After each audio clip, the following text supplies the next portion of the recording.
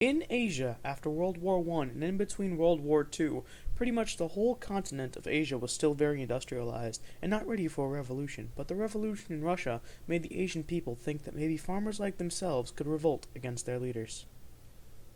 After Gandhi left South Africa, he returned to India and organized a mass protest against British laws. British troops killed hundreds of unarmed protesters during these protests. These initial protests occurred in 1919, and in 1935 Britain passed the Government of India Act. This expanded the role of Indians in governing. With this act, the Legislative Council became a two-house parliament, and two-thirds of its Indian members were to be elected. 5 million Indians were given the right to vote, although it was still a small percentage of the population. The Indian National Congress was founded in 1885 and sought reform in Britain's Government of India. Reforms weren't enough, so the new leader wanted to push for full independence. Gandhi, who was now released from prison, returned to his earlier policy of civil disobedience. He said that it was wrong to harm any living being. Hate could only be overcome by love, and love, rather than force, could win people over to one's position.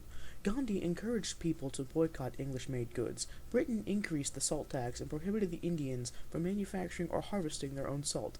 In 1930, Gandhi was accompanied by supporters on what became known as the Salt March. When they reached the coast, Gandhi picked up a pinch of salt and his followers did the same. Gandhi and many other members of the INC were soon arrested. In the 1930s, Jawaharlal Nehru entered the movements. He studied law in Great Britain. He was upper class and intellectual. The independence movement split into two paths. Gandhi's movement was religious, Indian, and traditional. The other, identified with Nehru, was secular, Western, and modern. These different ideas of independence provided uncertainty about India's future. Hostility between Muslims and Hindus were beginning to, once again, arise. Muslims were dissatisfied with the Hindu dominance of the INC and claimed Islam is in danger. By the 1930s, the Muslim League was under the leadership of Muhammad Ali Jinnah. They believed in the creation of a separate Muslim state of Pakistan, the land of the pure, in the northwest.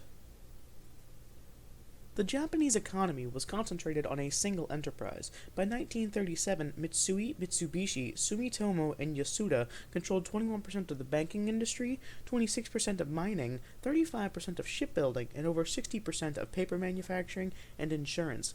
Wealth led to growing economic inequalities. City workers were poorly paid and housed. After World War I, food shortages led to inflation in food prices, which led to food riots. The population increased from 43 million in 1900 to 73 million in 1940.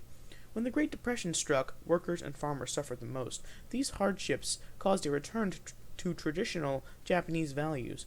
These traditionalists objected to the growing values of Western ideas and valued Japanese educational and political systems.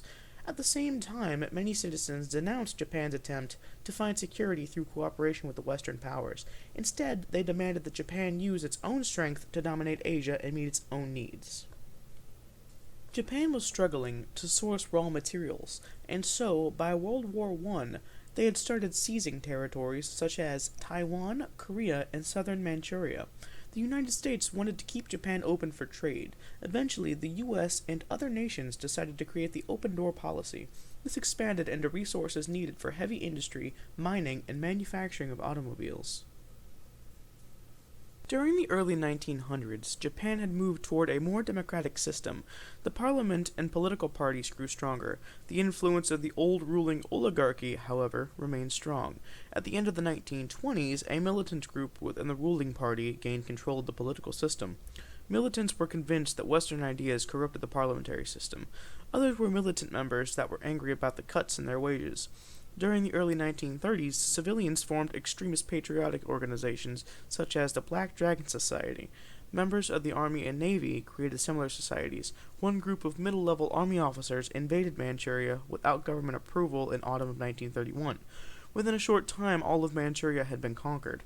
The Japanese government opposed the conquest, but the people supported it. Soon the government was dominated by the military and other supporters of Japanese expansionism. Japanese society was put on wartime status. A military draft law was passed in 1938.